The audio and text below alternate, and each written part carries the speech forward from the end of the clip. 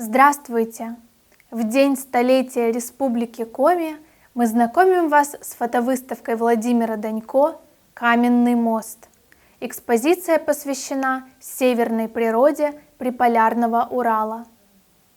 Перед вами неприступные скалы, таежные бары, усеянные валунами, дикий бурелом, причудливая вязь деревьев.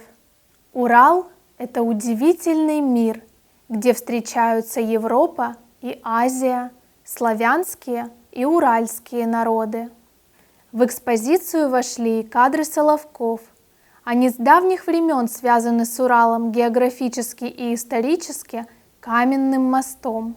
Мостом, соединяющим эпохи, места и людей.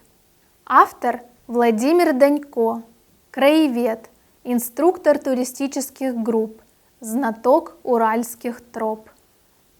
Он постоянно открывает для себя новые места, но об этом мы расскажем как-нибудь потом.